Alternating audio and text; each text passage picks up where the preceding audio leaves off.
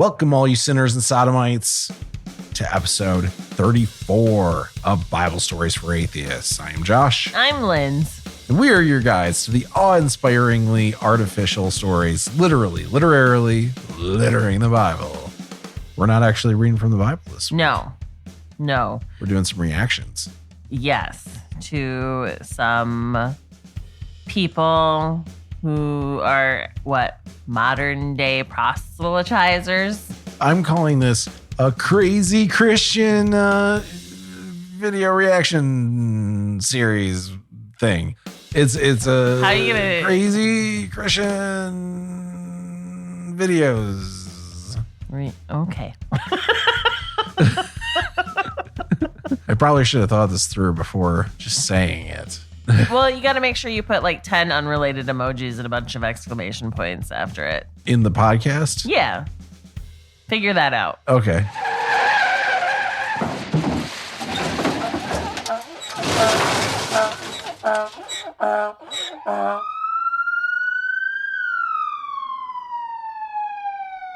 All right.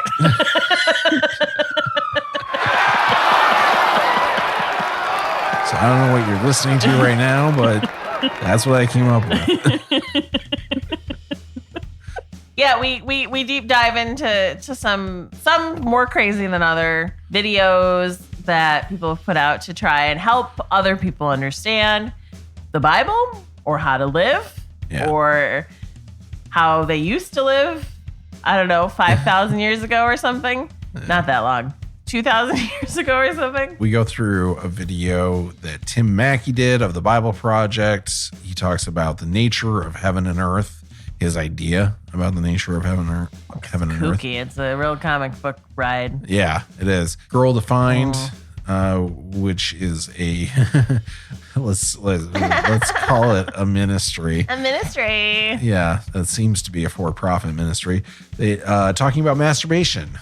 And I'm sure you can tell where they go with that. Let's just say some interesting beliefs. Yes. And you can see what that is when we get to it. Well, you can hear it. Well, you can hear it. You can see it if you close your eyes real hard. LSD for listening to this, you know. Not that we suggest you should, but God, it's a better way of listening to this. So strap in, strap on for episode 34. How to do a podcast in a God-honoring way.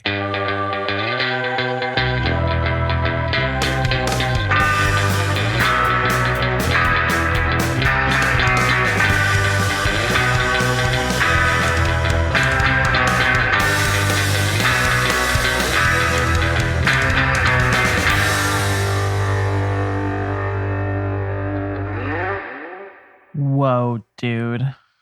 God wants you to speak to all nations for him? Yeah, just for him.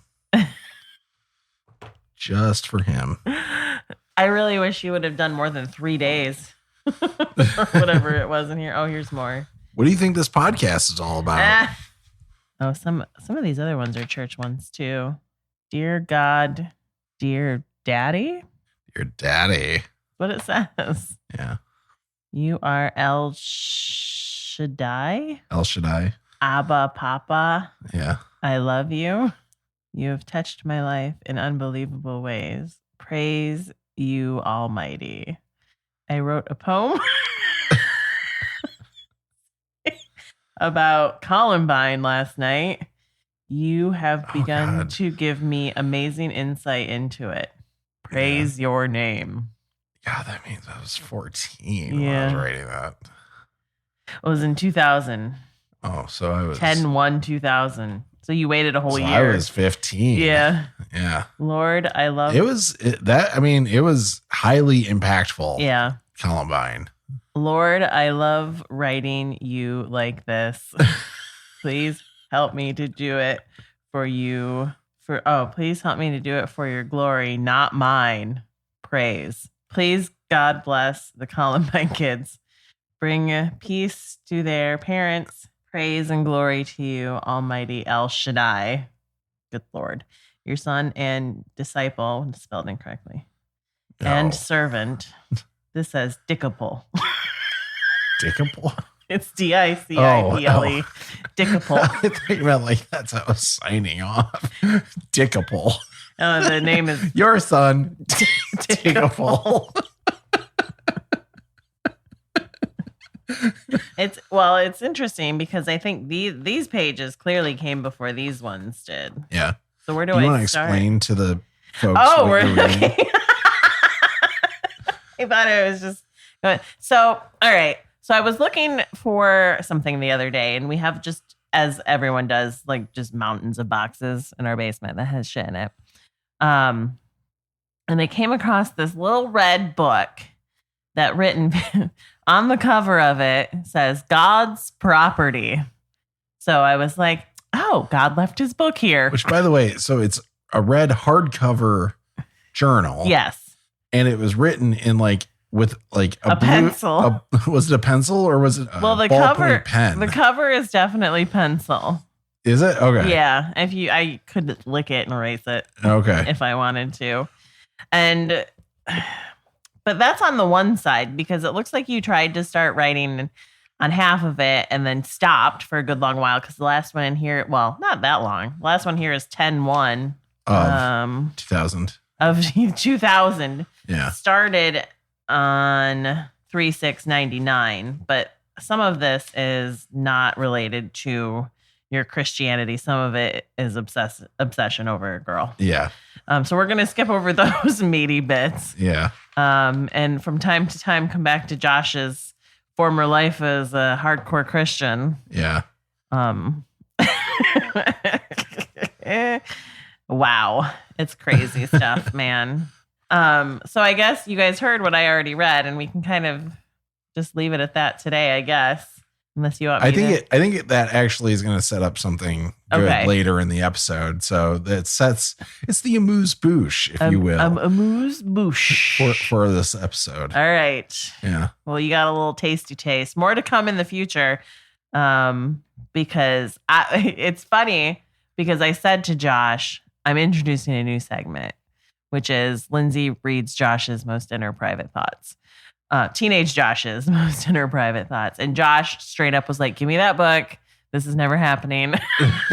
And then just yesterday, he's like, all right, maybe you can do it. Yeah. I was like, I don't know how much material we're going to have for this episode. So I'm that desperate.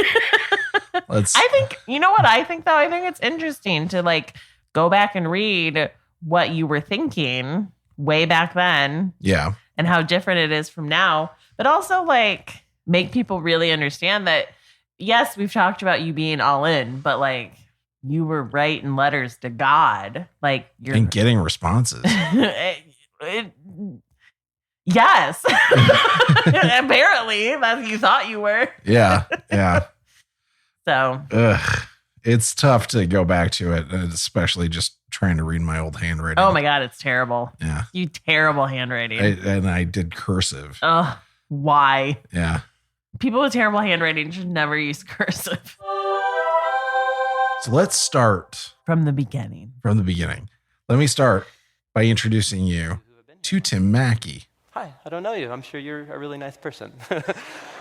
Tim Mackie is what I would call a hipster Christian. Oh, fun. Yeah. He's from Portland, Oregon. Okay. Converted to Christianity when he was 20 at Skate Church. Oh, God. Skate Church. And I'm guessing he prays every day that we will get a praise and worship album from Weezer. Tim founded a YouTube channel called Bible Project, where they put out animated videos that summarize books of the Bible. And I actually used that for the book of Acts to kind of get an overview ahead of time. Like, all right, how could we break this up and stuff like that? And it was helpful. So thanks, Tim. You're helping us out. Great. Yeah. Today we're watching a video that he made called Heaven and Earth, which is basically a short sermon on what he thinks the nature of heaven and earth is. Okay. And we start with the conceit that there is a God space, aka heaven. Okay. And an earth space. That's it? Just those two things? Yeah, aka earth. There is technically also a hell. Space. Yeah. Interestingly, he never talks about space. There's just heaven space and earth space. Okay. And hell space. There is hell space, but we'll get to that later. He says that it's impossible. It's impossible for us to conceive of God's space, and that space is very different from our space. They're different in their nature, but here's what's really interesting is that in the Bible, these are not always separate spaces. So think of heaven and earth as like different dimensions that can overlap in the same exact space. They overlap. Wow. Yeah. And then like random stairways show up. Is that what he's talking about? Random stairways. Yeah. Oh, I see what you're saying. Yeah. No, but that's funny. Yeah, the stairway to heaven that Jacob ran into, right. or ladder, depending on the translation. Right. Yeah. The stairway up into heaven. Yeah, that's a good point. I guess maybe he would consider that the heaven space, like the touching. bleed over. Yeah. Yeah. But he's saying that the story of the Bible, like the overall story of the Bible, is a story about how the heaven dimension and the earth dimension were once united or overlapping and were driven apart. And that God is bringing them together again. That's the story of the Bible. God bringing those two dimensions together again. Sure. Right? Yeah, sounds like a comic book plot, but yeah. This is what the Bible's description of the Garden of Eden is all about. It's a place where God and humanity dwelt together, perfectly no separation, and humans then partner with God in building a flourishing, beautiful world and so on. But then Adam and Eve sin. Well, as Paul would put it, Eve sinned. Yeah. So we humans, we sin because apparently we wanted God out of our world. I don't know why, but apparently that's his idea. That's his theory. But wait a minute. Yeah. On the first day, God created what? On the first day, I think it was light. Okay. He said, "Let there be light." I think it was the first day. And on the second day, he created. I mean, I don't know off the top of my head. Point being, I can pull it up. He created all of these things. Yeah. As separate things. Like he created people and animals and the earth. Oh, you're talking about the difference between heaven and earth. Yeah, because he's saying that heaven and the Garden of Eden were the same thing. Yeah, that you're totally right. That's what it sounds like he's saying. Is right. That, but he would probably say that, well, they weren't the same thing. That's just where heaven and earth were overlapping each other, and so therefore but it doesn't make any fucking sense. Yeah, I mean, but yeah, right. I know what you mean. They're talked about as completely separate things. Right. Yeah. Why would God want his heaven to overlap with fucking earth anyway? I know. We didn't even have bacon for a long time. So the idea is that it's separated because Adam and Eve sinned. We sinned. Humans sinned. We wanted God to be separate. Whoa. Yeah. They sinned. That doesn't mean all of us sinned. Yeah. we all sin, and that's God, us not wanting God in our world. So that's what causes the interdimensional divergence between heaven and earth. Right. Anyway, of course, the story of Adam and Eve, the first man and the first woman in the Garden of Eden with all the animals created exactly as we see them today. If all of that is just a parable, if physicists are right, the universe is 13.8 billion years old, and Darwin was right, and life evolved over billions of years, and there was no first man or first woman, if it's all just literature and it's not literal, then none of it makes any sense. Well, yeah. Because then we never had, without a first man or a first woman, we never had a time when heaven and earth were overlapping or touching or whatever this is. Yeah. You have to be a creationist to buy into this is basically what I'm saying. And if most folks I have no idea with Tim Mackie, but most folks in that realm. Clearly not, because just by saying that Adam and Eve were the first people makes you a creationist. Right. It's like, there was no first. But let's pretend this does make sense. Okay. What's up? Yeah. What's up with heaven and earth overlapping? This is where we have to start talking about temples. Because in the biblical world, you experience God's presence by going to a temple. That's where heaven and earth overlap. I like the little pop. I know. at the end of that. Overlap. I don't think I can do it that well. Overlap. Yeah. There's this book called A History of God by Karen Armstrong. I'm pretty sure this is where I read this. She talked about how this is what temples were for cultures older than Judaism, even, that temples were thought to be reflections of the realm of the gods here on earth, right? Unfortunately, no information was ever given about how the architects got the blueprints to these heaven buildings, Divine. Right. But that's the role that they served. They were that connection between them. So this isn't even like a new idea. Right. In Judaism, though, they did build a temple that at the middle of it had the Holy of Holies. It's what it was called, this chamber sort of. Are you talking about the one that God told Moses to build? You know about that temple? The one he told Moses to build was a tabernacle, which it was used as a temple. Okay. That was but it was a movable one. It was Gotcha. a tent. And then eventually Solomon, King David's son, ended up building an actual temple. And it had the holiest of holies at the center, which is... It's a place where priests would go to be in the presence of God themselves, right? Yeah. So this would be a place where God's space would transcendentally mingle with earth space in the holiest of holies. Okay. There's a problem, though.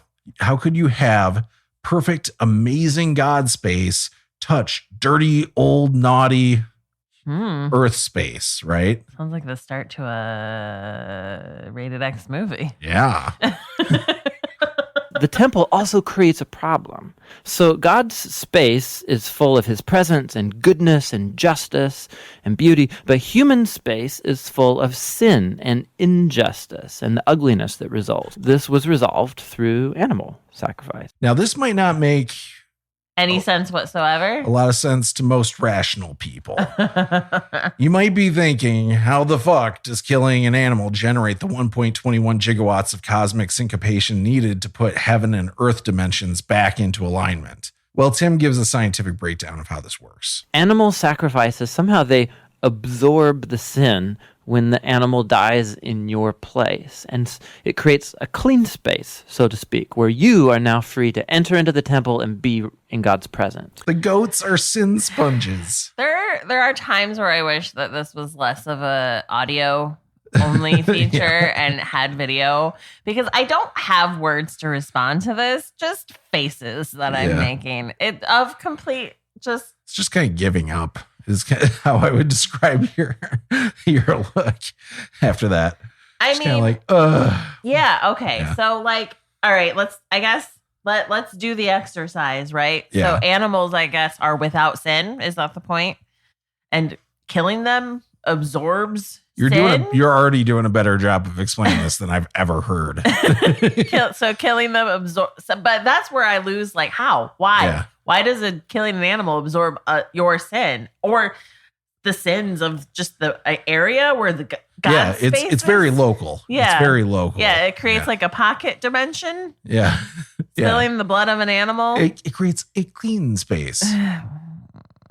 And you're kind of hitting on this because it just provides a solution really for the Israelites, and specifically it provides a solution for the Israelites living in Jerusalem back when they had a temple. Right. In order to make the heaven dimension astro-quantize with the dimension across the whole world, we need another solution. And can you guess what that solution is? Jesus. It's Jesus. Yeah. In the Gospel of John, we hear this claim that God became human in Jesus and made his dwelling among us. Now, this word dwelling is really curious. It means he set up a tabernacle among us. And so what John is claiming right here is that Jesus is a temple. He is now the place where heaven and earth overlap. Well, I mean, yeah, obviously he is. His DNA is half God, half human. Right, yeah. Really? His DNA. Yeah, his DNA. Let's not get all scientific about this. But like, first of all, I'm sorry. I'm still wrapping my head around the idea of God having DNA. you need DNA to create a human. Yeah. You need two sets of you DNA. Just need that. It's just, you need it. Do you think God's DNA is just like one? Like that's like is the equivalent of having like an employee ID number that's just one. Yeah. You know? It's straight. It's not even a helix. Right. But what I don't understand is why this exercise, any of these exercises need to happen. Couldn't the answer just be, well, he's fucking God. If he wants to talk to you, he just can. Yeah. He did like, the Moses all the time. Yeah. Why is it? Yeah. He appeared on the top of Mount Sinai without the need of any sacrifices. And why is it that God is incapable of doing things, which they constantly are saying that he is, without even realizing they say that they do that. My question when I got to this was actually, it's something I think every single Christian should ask themselves. Why is it that God didn't implement this solution, Jesus, right away? Originally. Yeah. Instead of doing a temple at all, why didn't God just send Jesus or send a Messiah, whatever you want to call it, after the first sin? Oh, yeah. And just stomp it out of the root. He made us too stupid. And he thought we were going to figure something out is the only thing I can think of, right? I'm just thinking of, I'm thinking of this from like a parental side, right? But that's limited information, which God shouldn't have. Right. But in my head, it's like he made Adam and Eve. They done fucked up. They ate from the tree of knowledge, but they didn't get any actual more knowledge, right? They just learned how to fuck. They learned that they were naked. Yeah. That's right. It. And I don't know if maybe God was expecting humans to come to some sort of thing on their own, and then he realized that it was not working out. Yeah. I don't know. I know. That's the thing, though, is like if God is all knowing, all powerful, and all good, right? What sense does it make that God didn't immediately pull the Messiah card when the first sin happened? Then there would be no need to kill everybody in a flood. Right. Everyone could have been getting saved this entire time since the beginning of time, 6,000 years ago. So Jesus is here, and he runs not right now. Yes, he's a human tabernacle, but he's here on earth, like Danny the Street. Yeah, and generation, and he runs around curing people with diseases and forgiving their sins and everything. Right? He's basically creating little pockets of heaven, and he even told his followers to pray regularly that God's kingdom come and that His will be done here on earth, just as it is in heaven. And right there is a distinction between heaven and earth. Yeah. That His will be done on earth as it is done in heaven, not that earth be made into heaven. Yeah. And I'm just loving the idea of Jesus walking around leaving little pockets of heaven everywhere. Like he's crop like dusting. A spark cloud. He's crop dusting. Does it smell like spring? Does it smell like spring air? What's that smell? It's just a piece of heaven. You're welcome.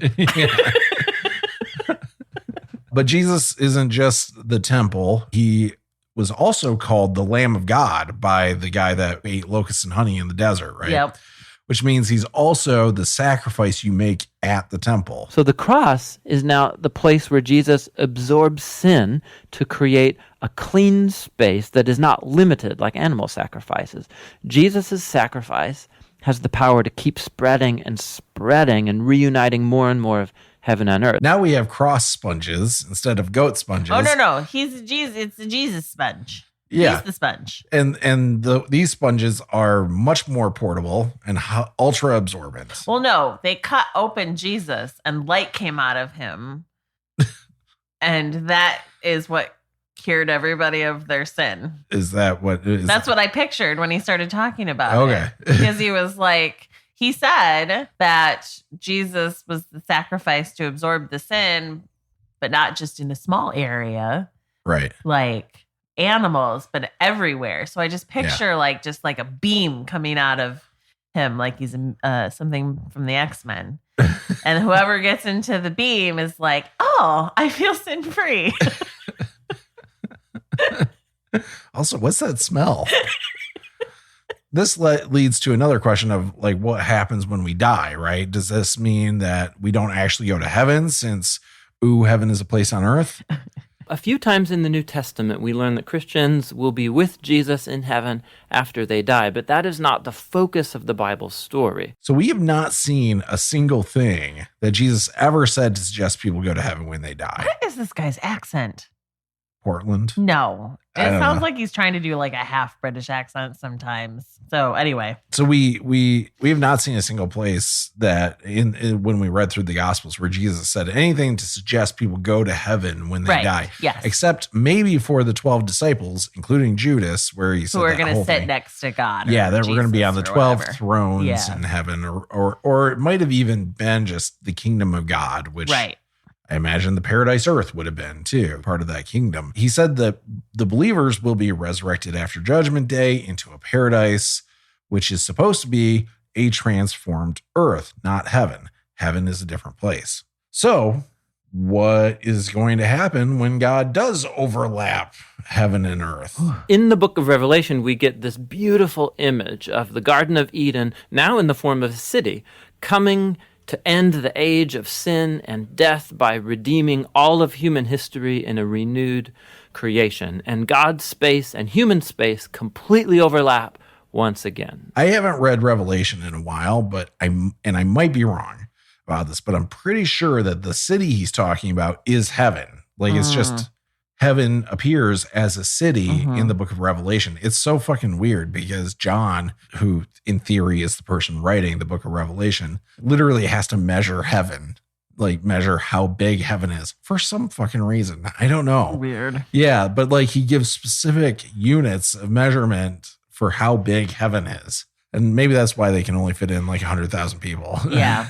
And it's a beautiful image, apparently, of heaven coming and overlapping and destroying Everything that exists on everything earth. that exists on earth. Yeah. How beautiful. And you can only fit one city's worth of people in it. That sounds about right. Yeah. The whole thing is fucking weird. The whole thing. Oh shit. Yeah. It makes me, you know what I thought of when you were talking is, do you remember in Ms. Marvel where the Jinn, like they were trying to get their city Yeah. to come and take Yeah. over Earth Yeah.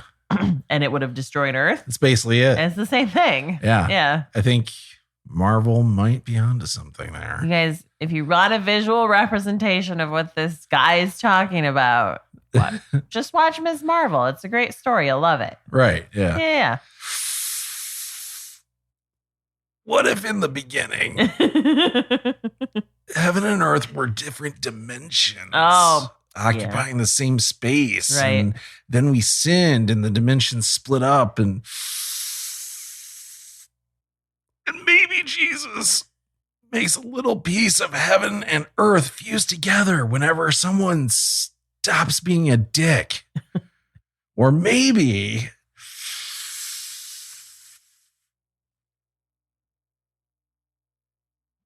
what? I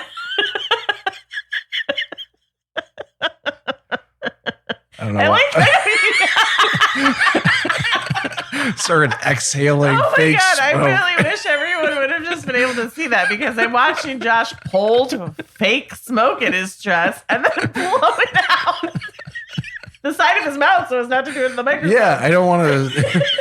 It was really so I didn't blow it in your face because that would be rude.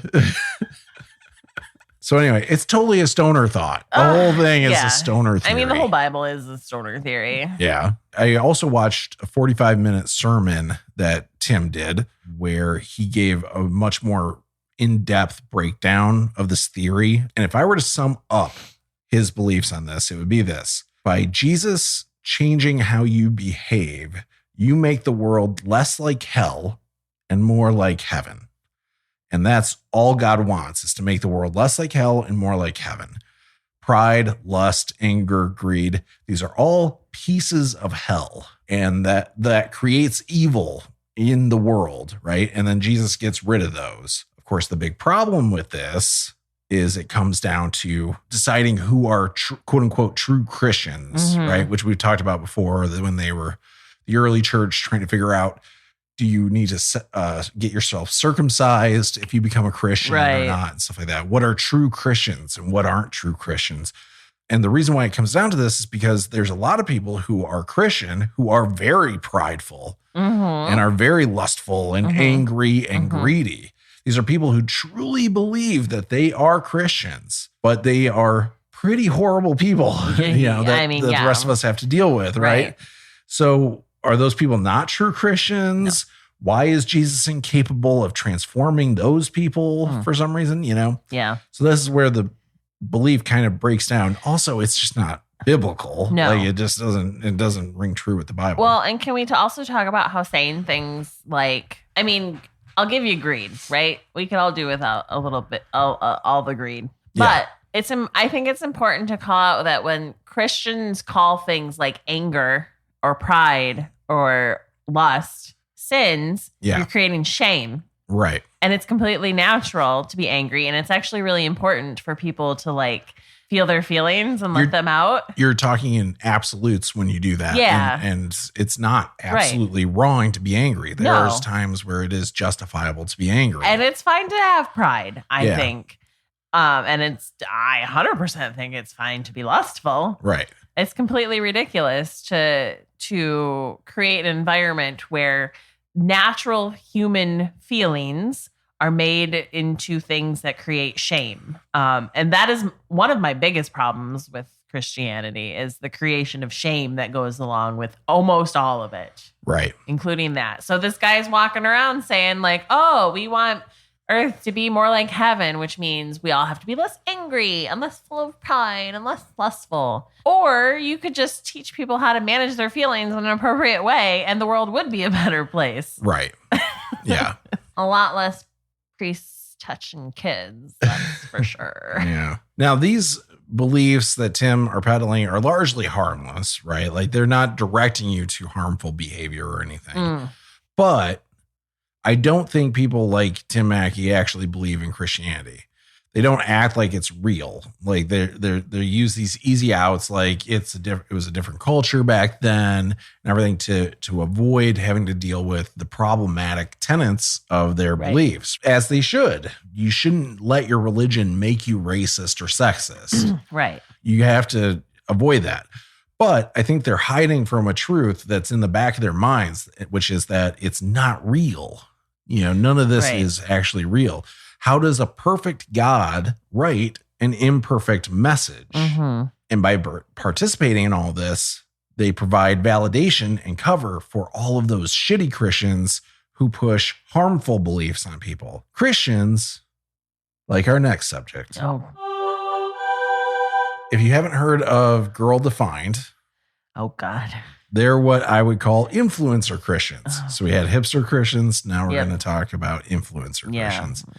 It's a website, TikTok, YouTube, Instagram, book, newsletter, podcast, and paid mentorship course, quote unquote, ministry. One of those ministries for profit. Girl Defined was started by two sisters from San Antonio, Texas, Bethany Beal and Kristen Clark. That's right. They both married into alliterative names. The first time I think we heard about them was a couple years ago when we were watching the Trixie Mattel video. Yes. They had put out a video. How to wear makeup in a godly way. In a God-honoring way. Yeah. This is a phrase that they really like, God-honoring. And world-famous drag queen Trixie Mattel did a hilarious reaction video to that went viral. So the verse that we've really looked at and that we're going to look at today really quickly comes from 1 Timothy 2:9-10. And this is something I'm sure you've all heard, but just listen up. Of course, I've heard it. It's really interesting. It says, likewise also that women should adorn themselves in respectable apparel, with modesty and self-control, not with braided hair and gold or pearls or... Not with braided hair? These whores have 2 braids in their hair. Make it make sense. What's not clicking? What's not clicking? There is a thing where people take what they want from the Bible and then they stick to the rules in some areas and then interpret in others. If you're gonna wear braids, you can let gay people get married, bitch. Fucking yep. Trixie. Preach it, Trixie. Yeah, Trixie, like watching those videos, I realize she's a lot smarter than she lets on. Listen, There's a lot of really smart drag queens out there. Yeah. They would put us all to shame. There's a lot of dumb ones too. But Yeah, there are. they're humans. Yeah, they're people. And as we record this, Trixie actually just put out another video a few days ago where with a second reaction to one of the girl defined videos where they were like saying that drag queens They were talking about ruining drag America queens. or something. Yeah. Ugh. I should also point out though that from that clip, the verse that they were referencing comes right before the verse we talked about in the last episode. The one that says, "A woman should learn in quietness and full submission. I do not permit a woman to teach or to assume authority over a man. She must be quiet." Oh, well, these bitches are not being quiet. No, but they're not teaching men, which I think is why they market their shit exclusively to girls. Is that what it is? I think so. I bet, because they clearly believe in this verse. That's the thing. These are women who clearly believe in this. Yeah. Well. Or at least they say they do. They were wearing braided hair like trollops. Yeah, and who the fuck trollops?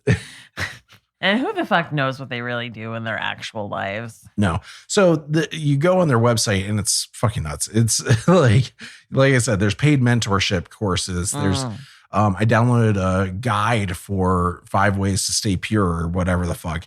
And it was behind a paywall. It wasn't a paywall. It was gated content though, where like I had to give it my email address, a fake email address. I gave them yours. Oh, thanks. And in order to download the thing. But so then they get you into the newsletter and all that stuff. It's all based around like what's really basic marketing techniques. Sure. But like they've really gone into it. Yeah. Like you can tell this is a money-making machine for them. You know? Mm-hmm. It's interesting. I feel like I'm about to get real angry. Oh. Great. Yeah. I mean, it could be worse. There are probably videos that I could have selected that were way worse. That would have gotten you way more riled up. But anyway, the video we're going to be looking at today is just from one of the sisters, Kristen, and is all she of the less attractive one? No. Oh, she's the pretty one? Yeah. There is a dynamic between these two. Yeah, one of them is prettier than the other. Yeah. Anyway, and this one is all about masturbation. Oh, no. If her audio sounds a little weird, it's because she filmed this in her car for some reason. Sorry, I'm guessing it's actually her husband's car. Jesus loves synergy.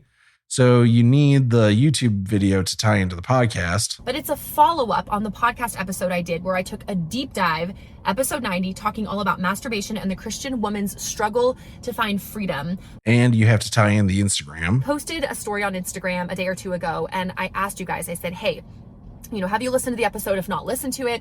Give me your follow-up questions. And of course, the book. In Sex, Purity, and the Longings of a Girl's Heart, the book that Bethany and I wrote, I take a deep dive, not just into masturbation, but erotica, pornography, fantasies, lust, like sexual struggles in the mind, secret sins, like dealing with all of that. All within the first 4 minutes of this video. Secret sins.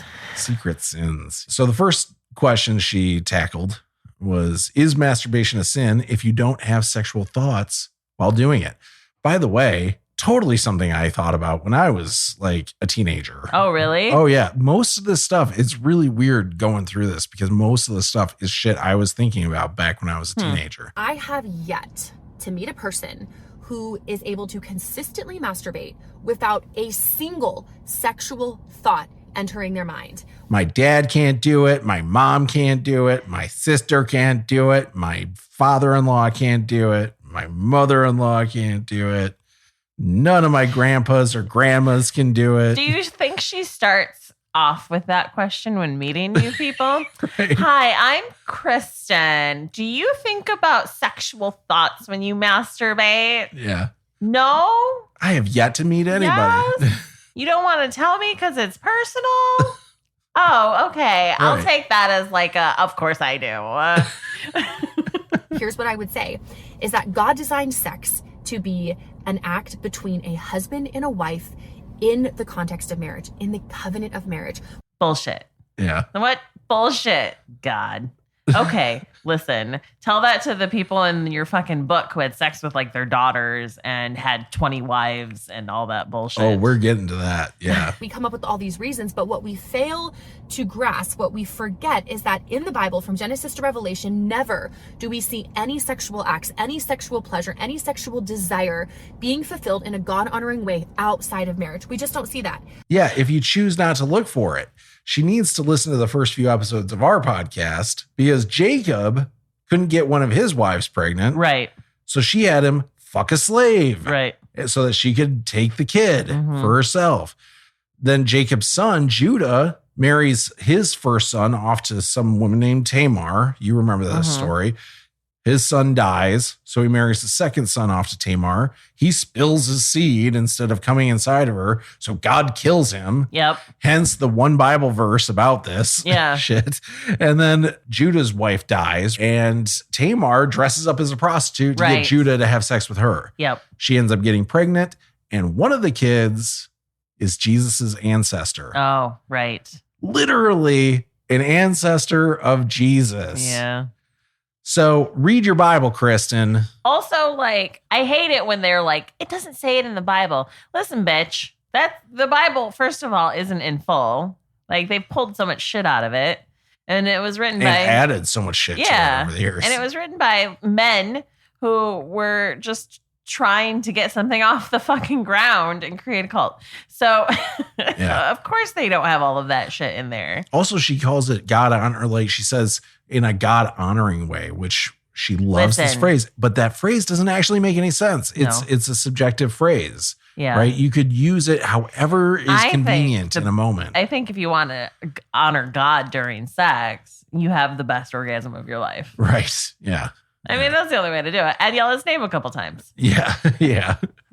Just throw a few, gods out. Yeah. Yeah. That way you're honoring him. Yeah. Whilst you're having an orgasm. Right. Even if you are able to masturbate and you do not believe there's any lustful thoughts happening in your heart or your mind, I would say it is still a counterfeit version of God's design for sexuality because it falls outside of that covenant of marriage where we are serving, giving, pouring, loving another, celebrating a covenant. There is no covenant to celebrate when you're by yourself. There is no serving except serving yourself.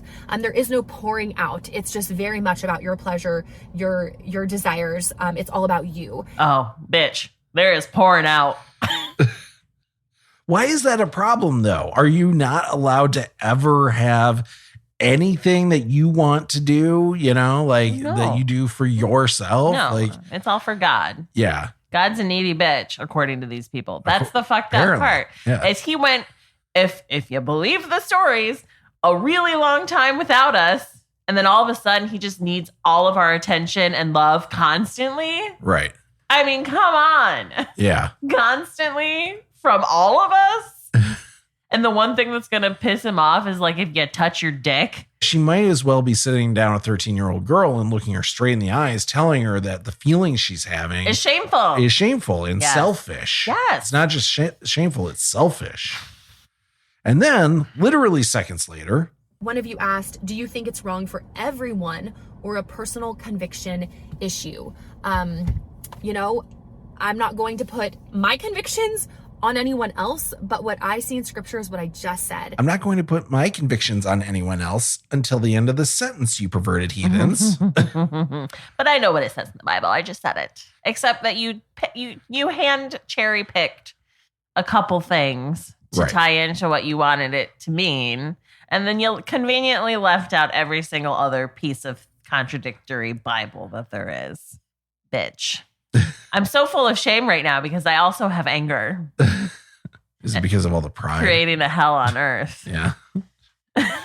I know. They're generating more hell on earth. They are in this room right now. In my vagina. That's what I want everyone to think about is not just, is this right or wrong, but really what's God's greater plan and purpose and intent? And am I pursuing it and honoring it and upholding it in a way that truly reflects God's heart for sex? Or God's heart for sex? Yeah. God's got a heart for sex? She seems to think so, yes. And I kind of came back to you think that God or the universe or whatever maybe their purpose for sex was just making it feel good so we would actually do it. Well, that is the exact purpose for it. Yeah, like maybe the only thing that actually matters is that we reproduce. Right. I mean, we could stop now. Yeah. Now sex is just now for it's fun. fine. Yeah. Yeah. We've It's enough. We've reached enough. Not according to some people. Not according to some people out there, though. Some people want us to keep factoring out some babies. I know. The sentence that she said didn't even make sense. It was just a bunch of buzzwords all strung together in a semi-coherent sentence. Yeah. Clearly, God did not build us for self-control to the extent that she seems to think they wanted us to have. We're clearly not built for that. No. Next question is, what got you feeling convicted? Yeah. And of course, it starts with another podcast plug. I share again my whole testimony, episode 90 of the Girl Defined Show. Yes. And then she goes on with this. What got me convicted was that I didn't know for many years that I was masturbating. Like I was doing that, but I didn't know what it was called because for me, it was a struggle that began when I was really young. Yeah. What? All right. Just because your parents didn't teach you about fucking anything when you were younger. Really goes to show they should. Yeah, because it damages people when you don't. Creates fucked up perceptions of sex. I was masturbating and I didn't even know I was doing it. Well, yes, you did. And you loved it. Right. You loved it. And also it's like clearly you just didn't know what it was called. Right. Like, but you knew what you were doing. Listen, bitch, you're not special. That happens to every single fucking person on the planet. Can we talk about how this is just everybody? Right. Yeah. She's not special. No.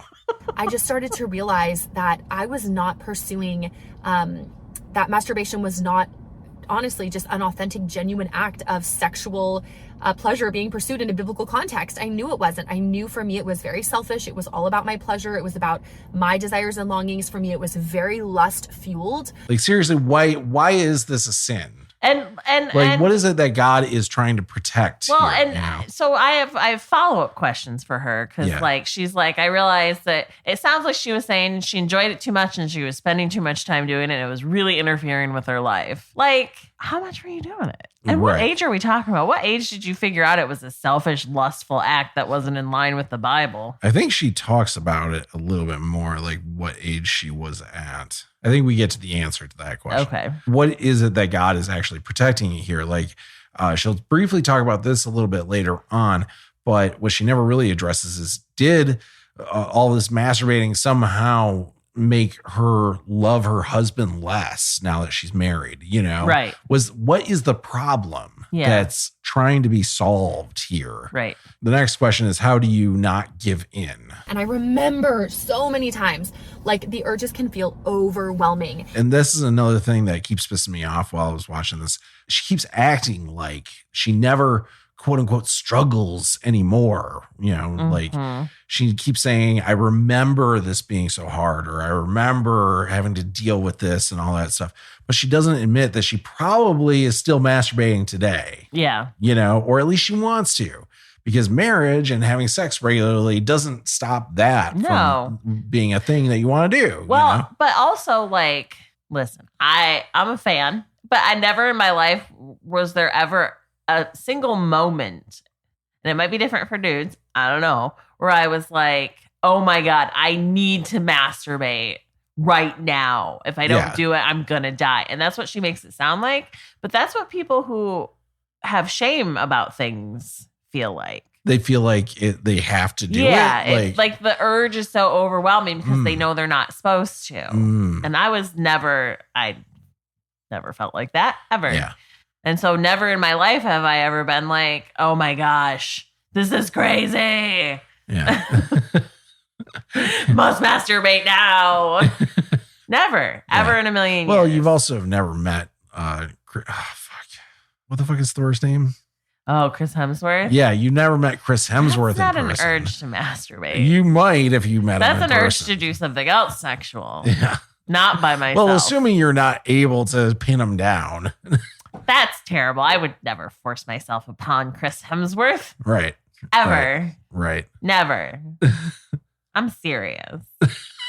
He would just find me so witty and charming that he'd want to. Right. You, that girl there. You're so witty and charming. Pin me down. Yeah, exactly. Have your way with me. Thank you. Yes, now I do feel the urge to go masturbate. Thank you. One of you said, why does it feel so much worse afterwards? Like, I don't feel as convicted before I act, but then after. And I think it's just, we can be so set in our sin to where we might feel that conviction, but then are we really going to the Lord? Are we genuinely repenting? So you can't just feel bad afterwards. You have to actually talk to the creator of the entire universe about masturbating. Right. In order to improve on it. Hey, God, me again. Yeah. I know I said yesterday it was my last time, but I fucked up. Yeah. But then the kicker for me was when I brought my sin into the light, when I actually shared about my sin struggle with someone else. For me, it was my parents. I was like 15 or 16 and I shared the struggle. I said, can you please help me, pray with me? And they did. God, the look on Lindsay's face right there when she said that. Oh, God. That's so creepy. Yeah. Because, first of all, our parents are the root of this problem, obviously. Yeah. Not having a rational conversation with her about sex before she was 15 or 16. Yeah. I'm all for open communication between children and parents about sex. I don't think it's something that should be shameful. So I think people should be able to openly talk about it. They clearly did not set her correct on this. Well, no, obviously not. Because she still is saying. Well, they prayed with her, Josh. They prayed with her. And also. So that she could stop masturbating. Yeah. But that's the thing. Instead of being like, yeah, that's normal, God doesn't care. Right. If you're. No, they prayed and said, dear God, please help our daughter to stop touching her vagina and her clitoris. Right. Because she enjoys it too much and it's making everybody uncomfortable. It's making everybody uncomfortable. She's just doing it right in front of everybody. Apparently, it makes it sound like she was a crazy person. Yeah. She was literally just hands down her pants constantly. Right. Rubbing one out. Yeah. I didn't even know I was doing it. But inviting other believers, trusted Christian women or parents or someone that you can go to that would be a good fit for this kind of struggle. I'm thinking maybe like a mentor woman, a woman in your church, someone like that. Someone that you can go to where you can say, can you pray for me? Can you I get these urges all the time. Like, please, can you help me? Can you pray for me? What would you say if somebody came to you saying, will you pray for me to stop masturbating? Yeah. And I would say, no, fuck you. Go masturbate more. Yeah. Just don't do it in front of me. I mean, if you need to, I'm here for you, I guess. Depends on who it is, I guess. Yeah. Part of me is like, fine, talk about it with whomever you want to talk about. That does help with shame. But also, again, this isn't something you're creating shame.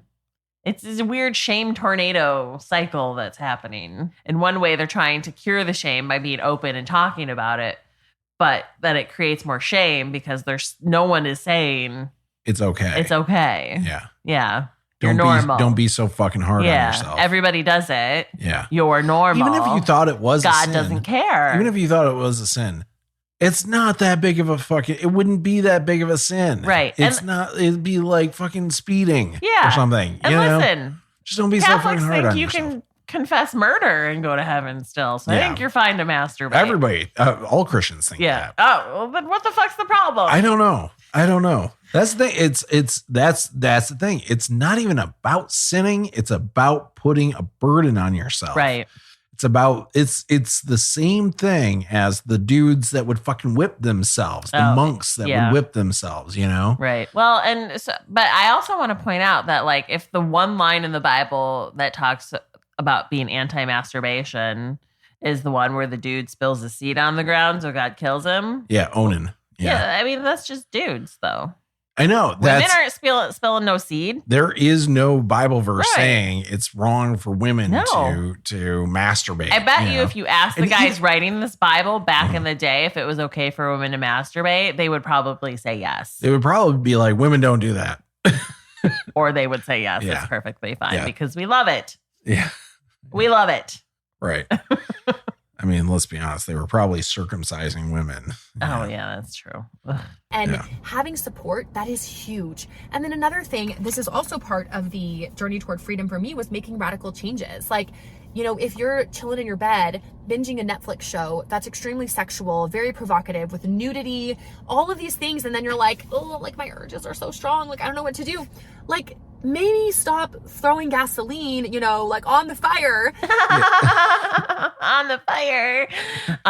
Yeah, I guess if you're watching Bridgerton, maybe, and or 50 Shades of Grey or whatever, get white women who don't watch porn horny these days. Yeah. Maybe, but I've never watched a television show and at the end of it been like, oh, that was hot, I have to go masturbate now. Right. Even if I was watching it in bed. And I know it's different. It's a little different for dudes, but like most of the dudes that have been open enough to talk about their sexual past and masturbation all grew up in shame-filled homes. Yeah. So, of course, you happen to see a tit on the TV. You get your little 14-year-old boner. Oh, a tit. You have to go take care of it, right? So maybe I have to go to the bathroom for about a half hour. you have to go take a shower. This is your 5th shower today. I think you're clean. No, I'm very dirty. I mean, it's not like I grew up in a household where my parents were like, it's okay to masturbate, do whatever you want. It's just nobody cared. It Yeah. was never, I was never told it was bad. I was never told anything about it, really. I mean, my parents gave me a lot of books to read. That's where I learned about everything. Like, are you talking about like sex ed books? Yeah. Really? Okay. Yeah. That's interesting. I don't think we've ever talked about that before. Yeah. They just threw a shit ton of books at me and I read them all. Oh, okay. That's interesting. Instead of having a talk. Yeah. So maybe it's just that I think of things in a clinical way because of that. I don't know. But maybe that might be a really healthy way to do it. Yeah. What she does in this a lot is give out advice like this, where it's like, go for a run, block people on social media that make you struggle, you know? So I would have to block Chris Hemsworth. Right. Yeah. Exactly. Right. Well, or, you know, or Josh. some cute boy from high school or whatever. Ew, you know, like, I mean, not you doing that. Okay. I would certainly hope you don't have some cute boy from high school. Right. I was like, gross. Yeah. From some high school. That is a problem, Linz. That's gross. Yeah. But, you know, like thinking of this from a teenage girl Yes. perspective, you know, like there might be some that you have to block so that you're not having a struggle. And she also suggests having a plan of action for when you get urges and stuff like that. And all of this is the exact same advice you would give drug addicts and alcohol addicts. Oh, yeah, for sure. Right? It's literally like, you know, you need a support system, people to hold you accountable. You need to cut out the triggers like shows or whatever. You need to remove people from your life that could drag you back into that destructive behavior, right? But all of that stuff is stuff that these women and Christians like them say about maintaining purity. It's great advice for somebody dealing with actual destructive addictions, but they still haven't shown what's destructive about masturbating. Yeah. I mean, unless you're one of those, like, if you're a dude and you're like rubbing your dick raw. Well, yeah. Or if you're obsessive about it, again, right. You know, you go to an extreme with it, then sure, it's going to be a problem. But Imagine if no one had any sexual desires whatsoever. Who would ever get married? Who would ever have sex? There would be no more children. There would be like, what would happen to the world? But our sexual urges, they push us toward something, and it shouldn't be toward sexual sin, but ultimately toward that beautiful marriage relationship. if that's the goal, then it's clearly not working. So right? do her and her husband only have sex to have children? I don't know. I doubt it, though. I doubt that. Well, then they're doing it wrong too. Yeah, they're doing it because it's a covenant, and she'll get into what this is supposed to be. Yeah. She just said that the purpose of the sex drive is to get people to procreate. Yeah. And therefore, that is the only purpose for sex. Well, if you were raised Catholic, so yes. If you're having sex, yeah, and your intention is not to get pregnant, but to have an orgasm, yeah. Then you are not honoring God. Yeah. I mean, your interpretation of that is just as valid as hers. Right. Yeah. I mean, that's not my actual interpretation. I don't give a fuck. Fuck who you want to fuck. Right. Clearly, this is not working. Right. No. Clearly, this the system isn't working. And I keep thinking, like, I don't know how many times people like this have to say that God is doing a bad job before they realize that God is doing a bad job. Mm-hmm. If this was what God's goal was, then he clearly did it wrong. So either that's not God's goal or God doesn't exist at all. Anyway, how does masturbation affect marriage?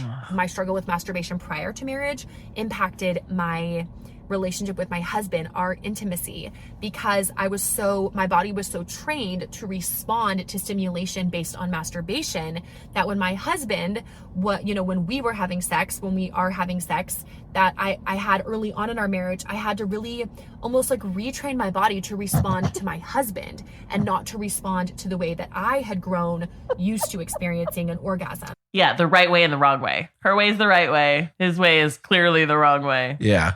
He's doing it wrong, or he'll dick. Or, fucking women need to rub one out while you're having sex too, like you I don't want to get into the technicality, technicality of it, but if you research it, there are sex positions that are better for women because of that exact reason. Right. I'm not to stimulate the clitoris. Right. Right. At the same time. Yeah, there are certain positions that are better for it than others. Missionary, not one of them, I don't think. No, that's a full-on man's world. It's a man's world. Yeah. So, most women, if you're going to have sex missionary, will do some self-stimulating down there, right? Will they? Yeah. While doing it? While having sex? Yeah. Missionary? Yeah. That seems hard. There's a man laying on top of you. I mean, if you're like pressed right up against her, if you're literally laying like a dead fish on her and just humping your ass up and down, then it might be tough to slip a hand in there. How most Christian men in these relationships are doing it. Maybe that's the case. But if you're doing it where you provide a little space there for the Holy Spirit between you, then you can slip a hand down there. And they used to say to kids at dances. Yeah. Use some space for the Holy Spirit. Right. Yeah. If you leave some space down there, then you can like stimulate and it's totally normal and natural to do that, right? Yes. So what's interesting to me, though, is it seems to like she thinks you're not allowed to even do that. No, just you're not supposed to put your hand on your own vagina unless it's for wiping, hygienic purposes, and other wiping and other various things that happen down there. Right. And then retraining her body wasn't enough. For me, it was like retraining my body, retraining like my thoughts even to be focused on the here and now with my husband and enjoying our sexual intimacy rather than my mind going to the places it would before, the lustful places to experience totally what I thought too. Sexual pleasure, if that makes sense. Yeah, Kristen, it makes sense that you would have sexual thoughts about other people. Like, it just makes sense. Yeah. I mean, when you're in a marriage, it only makes sense that your mind is going to wander. Yeah. And it doesn't hurt anybody. No. That doesn't, it doesn't mean anything. It absolutely whatever gets you there. Where you need to go. Yeah. Yes. You can just not care. I really feel like she's definitely probably a lesbian, right? That's the totally what I got out of that too. I kept thinking that, and I was like, I'm just being an asshole. But I mean, the way she talks about it makes it feel even more like she's struggling with the thoughts themselves. Right. Yeah. It's really sad. But you can see how like this can cause serious psychological damage. Yes, absolutely. Where you are denying your sincere desires and trying to force yourself into the desires other people say you should have. Right. And then, how did you address this with your husband? Did you wait till you were married? So Zach and I actually did talk about it before we were married. So we were dating. We were almost engaged, I want to say. As someone who was raised in this, I'm guessing one day she was like, so do you ever have sexual thoughts? And I bet they both really got off hard on talking about their struggles and how often they struggle thinking about each other and, how hard it is to wait, but how good it'll be one day like Christian when they edging. when they can just fuck each other senseless while honoring God, right? Yeah. Which I think How to Fuck Each Other Senseless While Honoring God should be the title of their next YouTube video. Definitely. Yeah. I would read that book even. Yeah. Yeah. Yeah. They should make that into a book. Maybe we should make that into a book. I'm going to edit this out just in case we decide to do that. So I think it is a good conversation to have before you're married, once your relationship is to a more serious place. I wouldn't recommend it like date 3. Like, so, like, do you struggle with masturbation? Like, what's your journey? You know, I think there can be other questions you should answer, you just talk about early on, like other struggles, maybe like if you're addicted to porn, things like that should probably come out earlier than later so you can figure out where you're each at. Those are, you know, pretty serious things. Her voice hurts my teeth. What's your journey? Yeah. Do you struggle with masturbation? What's your journey? Did you hear the change though when she started talking about porn? Maybe like if you're addicted to porn, things like that should probably come out earlier than later so you can figure out where you're each at. Those are, you know, pretty serious things. Zach likes porn, I think. Yeah. I bet Zach likes porn. Yeah, I mean, you know. He's a dude. I mean, he's a human. Yeah, you know? women. There's plenty of women who love porn. There are lots of women love porn. Yeah. It's ridiculous that men think they're the only ones who watch porn. I know, and that lasted for so long. I know. Just that subtle change in her voice when she's if you're addicted to porn, maybe that should come out sooner rather than later. So you can just dump that guy. Zach. And maybe the guy should be honest about it. Maybe when we talked about whether you masturbate or not, a porn addiction would have been a really good thing to mention to me. Especially when you like the really expensive paid ones. Of dudes. Why is it so pleasurable if religion forbids it, right? That's an interesting question because one, masturbation, religion, like these are words we would need to define a lot more. Like Oh, and I do have a clip here that somehow got moved. This was supposed to be at the beginning of the video. Let's see what it says. And the definition that I gave in the book that I'm just going to give right now because it's so basic, to stimulate one's own genitals for sexual pleasure. So there you have it. Oh, good. She has a definition for masturbation. So she must just be struggling with the definition for religion. I'm pretty sure they mean Christianity, specifically. Christians. Why do Christians forbid it? Well, okay, listen. We're talking about Christianity, but it's not just Christianity that forbids it. No, but that's who this person is talking about. That's the only reason why you would write into Kristen. Yeah. Kristen is to talk about Christianity. God is for sexual pleasure. God is ribbed for her pleasure. He is the designer. He is the author. He is the creator of sexual pleasure. And he has a good and beautiful plan. I mean, how amazing that the way that a married, you know, that two people bring a child into the world is through the act of sexual pleasure, sexual intimacy. Like that is God's design, his intention for even how children are brought into the world. Like how amazing that God intentionally made it so pleasurable, so beautiful. And obviously sin has broken so much of that. So this is like a big thing with them is if Adam and Eve had never sinned. Sorry, if Eve had never sinned, then we would still, you know, one man, one woman, they'd be having sex and they'd be making children and everything would be perfect. But sin broke that, you know, that's what the natural state would be that.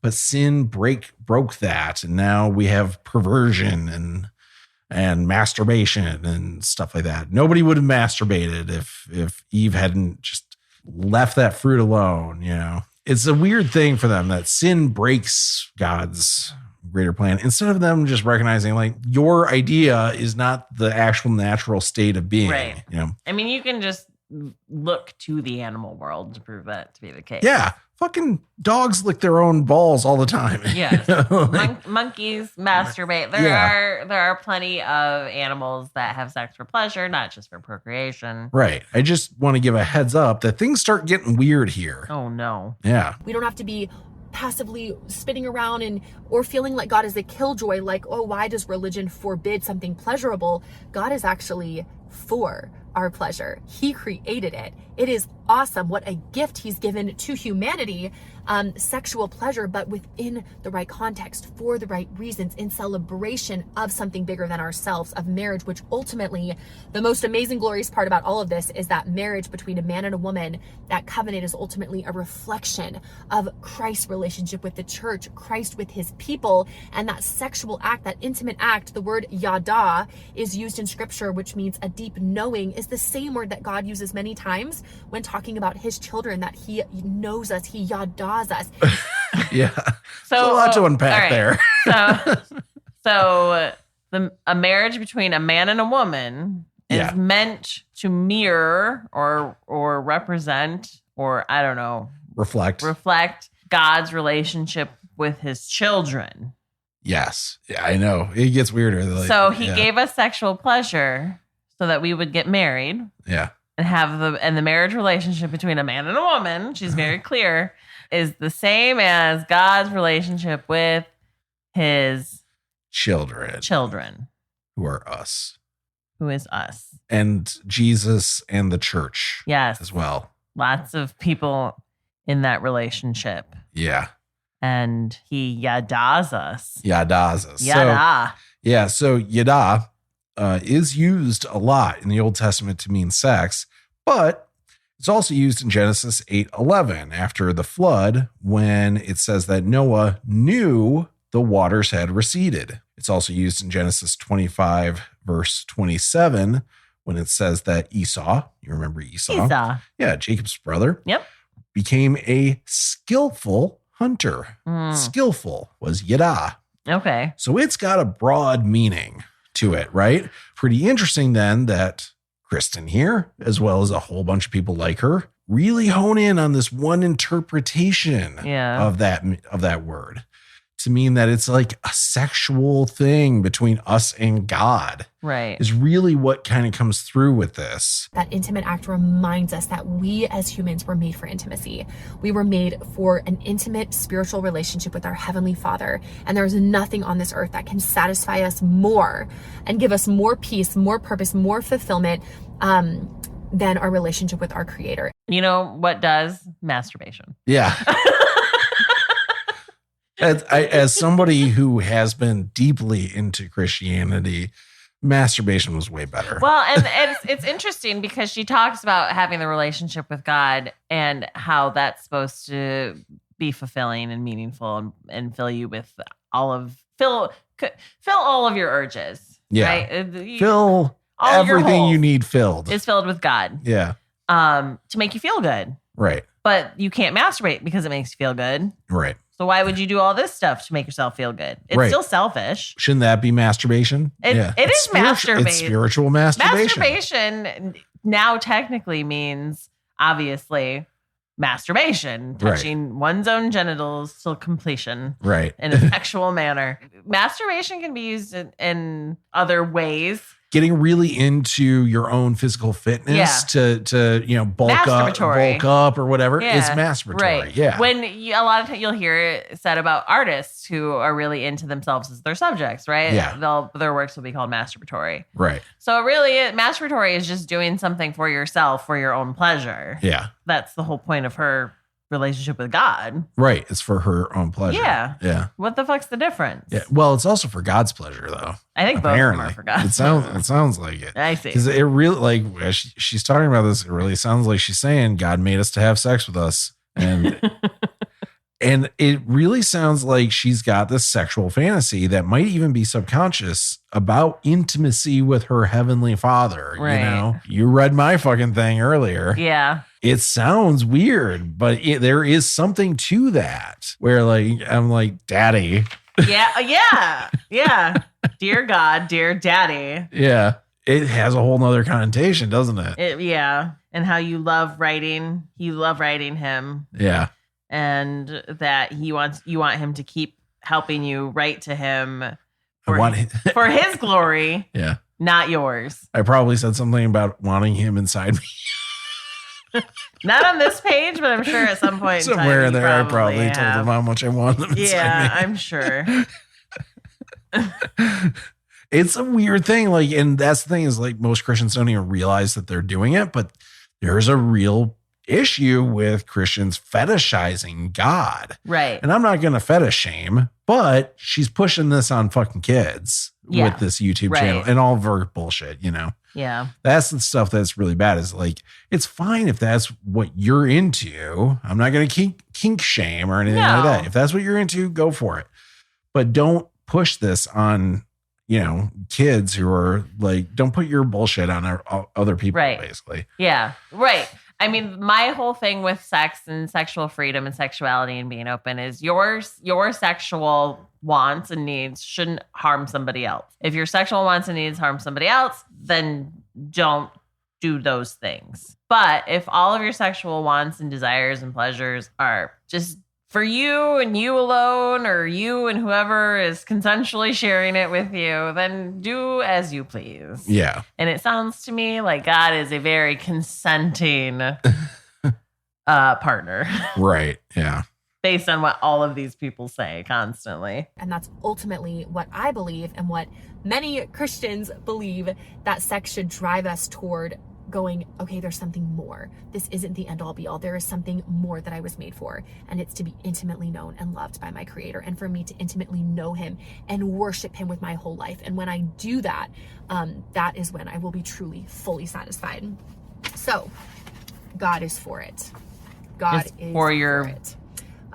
For your sexual want for Him. He is for it. He is for it. Oh, he's for it. Ew. Yeah. That was gross. That's what it sounds like. Yeah. You know, it sounds like she's not trying to do it, but there's something there behind all of that she's denying about herself. Oh yeah, sure. Of course she is. Anyway, and that's pretty much it. She of course plugs the book again, but that's the video. So damaging. Yeah. It really is. That message is just so damaging. And so many mental problems and post-traumatic stress and all that stuff is related to being made to feel extreme shame over what is essentially natural desires. And it can really, really, really fuck people up bad. I mean, you can tie back several serial killers to very strict, shame-filled upbringings. Yeah. Yeah. Real fucked up. I know. So what this woman is doing is, it's so terrible. It's so terrible. And people are paying her to do it. That's the fucked up part. Yeah. People are buying into it. People are like, oh, yes, she says what I believe. Why would you pay $80 to have her mentor you for? Oh my God. I can't remember if it was $80 or $50, but it's like an 8-week course. Yeah. Oh. Oh, thanks. And what is she going to teach you? Marketing techniques? It sounds like a pyramid scheme. It really does. Yeah. With God at the top. Yeah. And her as the placeholder for God, because he's hard to get in touch with. Yeah. She's a modern day. Always out of the office. Priest or whatever. Yeah. I mean, it is a ministry, right? Isn't that the whole thing? That's what she called it. Yeah. Yeah. It was the girl-defined ministries. Yeah. The only other thing we had. Can you imagine being such a shitty parent that you can't even bring yourself to have those discussions, those warped, terrible, shame-filled discussions with your own child? You sit them down in front of this video. Oh. And you're like, watch this. And then this bitch is the one that's telling your kid what to do. Yeah. Like if you caught your daughter masturbating, not you, but like in one of these religious. Yeah. And like, your response is to sit her down in front of this. Or not even caught them masturbating. You just don't want to talk to your child about that subject. There are some parents who don't even want to go into that subject with their children. Yeah. And so they're actually afraid of it. Yeah. I mean, my parents gave me books, so maybe a similar thing, right? Yeah. If you had questions, I'm sure you could have talked to them about it. But, you know, you were very self-reliant. Yes. And the books they gave me were very thorough. Yeah. At least take responsibility for your fucking own children. Yeah. If this is the message you want them to learn, don't let these people do it for you. You take that responsibility and own this on yourself. Instead, we've created a whole industry around it with lots of money. Tons of money around very, it. Very Christian to be making all that money off of teaching other women how to be God honoring. Yeah. And we have to point out too, like, this was a big thing in the 90s, you know, when I was coming up and stuff, purity culture and everything, 90s, early 2000s. Oh my gosh, even in public schools, right? Yeah. They would do the oh God, what did they call it? You got the little cards. Oh, the pledge, the abstinence pledge or something like that. Yeah. Well, the Jonas Brothers were a big one for that because they had the I can't remember, the rings. The purity rings and stuff like that. I remember reading the book I Kissed Dating Goodbye by, I think his name was Joshua Harris back in the day. And it was a book that was all about courtship. I think you and I might have talked about this at some point, but it was all about, instead of dating, you know, you court, which was a whole thing about having a chaperone. If I remember right, I can't remember all the details of it, but it's something like, you know, it's a longer process. You have like chaperones and stuff like that. You really don't touch each other hardly at all. I think maybe you could hold hands or something like that. And it's like, it was a very different process. Like he really rose to fame. He had a whole nother book about marriage after that. And because him and his wife got married after courting and all that stuff. And was like a young wunderkind. Wunderkind. Yeah, in the Christian circles.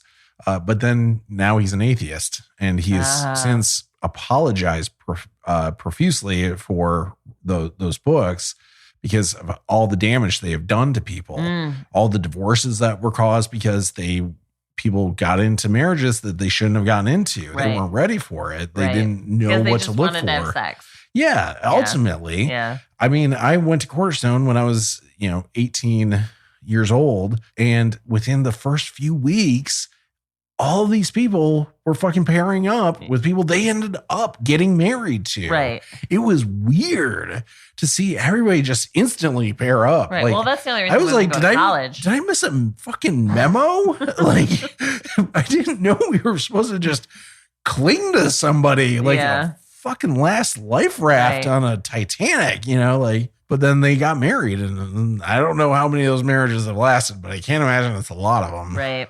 Purity culture, though, is very bad. It's bad. I mean, all of that stuff. Again, all of that stuff is damaging. Abstinence is not helpful. No. Just teaching abstinence, not a good tool. I know for a hot minute there, it felt like the teenage pregnancy rate was really going crazy, right? I mean, I felt like in the 90s, that was like something they talked about all the time was teenage pregnancy. And then there's the MTV show. Yeah. Teen moms and stuff like that. Teaching abstinence doesn't solve that problem, though. No, Teaching safe sex. Banning abortion solves it. No, it doesn't. It doesn't. I was going through that in my head. I'm like, nope, I think that doesn't help. No, it doesn't. It's going to make it worse. Letting 16-year-olds get on birth control, teaching boys how to use condoms, making that stuff readily available to them is the way to solve that problem. Yes. 100%. Right. Education. Yeah. And tell girls that boys' penises are gross. Just kidding. They are, though. Just be prepared for it. Yeah. And really buckle down. It's not like vaginas are great. I know. That's the crazy thing is like sex is so great, but also the sex part's not that great. No, that's the thing, though, is like that's why God made sex feel so good. Right, because nobody wants to see a penis or a vagina. Nobody wants a fucking kid either. Right. But you really want to fuck, Yeah. It's the only thing that gets you past the whole having to have a kid. These people really want to have kids. Yeah. Pass that shit along. I have hope for humanity that we're not that still drawn in to that culture, but clearly we are. Yeah. So it makes me upset that is still a good chunk of the world. But then you see stuff like the protests in Iran to not have to wear the hijab. Mm-hmm. You see, they killed a woman for not wearing a hijab in Iran. That's why there's protests. No, and which obviously is terrible, and it sucks that that's what it takes for. I think women should if they want to wear a hijab, they should be able to. Yes, exactly. And if they don't want to, they shouldn't fucking have to. Right, exactly. It should be. You should be able to make a choice. Women should be able to make a fucking choice. Same thing here in the United States. people are going out in droves to support abortion laws, like to secure rights for women. We are going in the right direction. Yes. It seems like we are, as a society, going in the right direction. I hope so. But I thought that 20 years ago. Yeah, we're still better off than we were 20 years ago, with the exception of Roe, which is a big exception. Which is a big exception, I will grant you. But hopefully it's a very temporary thing. You know what I mean? Yeah. Hopefully it's just a matter of this was something that was probably inevitably going to happen, and we need to actually secure it. Right. It's proof that, and I hate to say this, but this is proof as to why white dudes, and we're going to get into a whole nother topic here that we can cut out or whatever. White dudes have so much more privilege than everybody else. And I know everyone's tired of hearing about white dudes. But the the point being is that women thought they were getting to a good place. So we stopped fighting so hard. And look what happened. You have to constantly keep fighting. Black people have to constantly keep fighting. Any religious minority has to constantly keep fighting. Gay people have to constantly keep fighting. Yeah. It's exhausting. And you guys, don't have to do that. No, thankfully.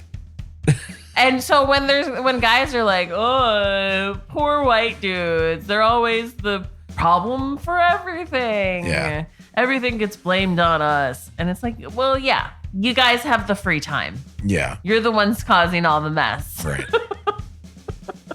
And it's exhausting. And I don't even fight hard like other people do. There are people out there who are constantly fighting. Yeah. And I'm tired. I can't imagine what those people are like. And then you got these bitches. Just making it worse. So that they can sell mentorship courses. So, coming up from Bible Stories for Atheists, do you want 5 quick tips on how to get the best orgasm of your life? Well, just send us $150 and we'll get that right over to you. And make sure to buy our book, How to Fuck Each Other Senseless While Honoring God.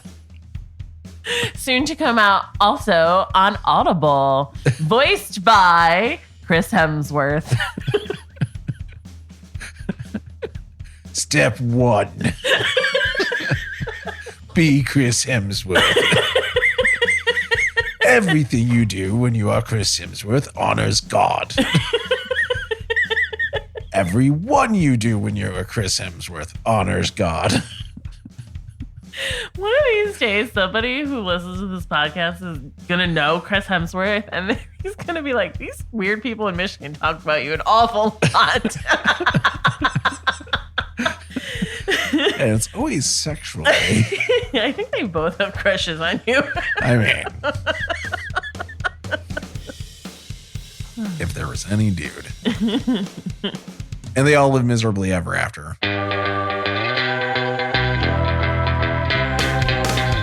Thank you so much for checking out our podcast. Help us share the good news by sending this to a friend or leaving a review to help others find us. Follow the show on Twitter @BibleAtheists, and we'll talk to you next time.